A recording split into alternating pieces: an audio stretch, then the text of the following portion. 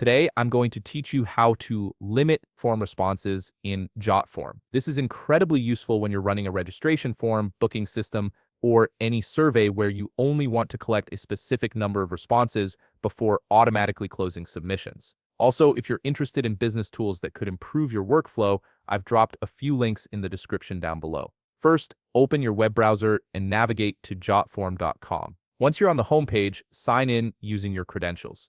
This will take you directly to your Jotform dashboard where all your forms are stored and managed. Make sure you're logged into the correct account, especially if you manage multiple workspaces. Once you're in the dashboard, you'll see all your existing forms displayed. If you want to add a response limit to an existing form, simply select that form and click the Edit Form button. Alternatively, if you're starting fresh, click Create Form to build a new one from scratch.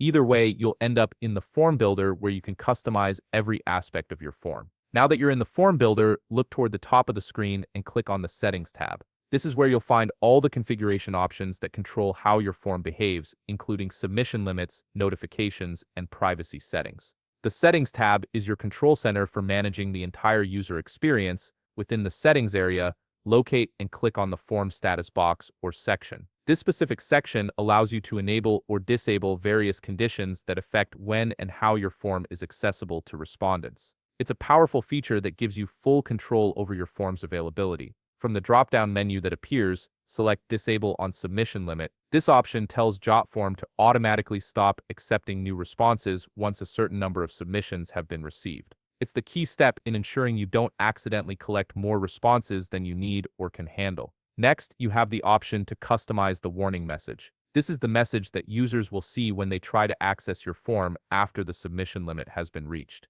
You can personalize this message to match your brand's tone or provide alternative instructions like directing users to a waiting list or a contact email. This step is optional, but it's a nice touch that keeps communication clear and professional.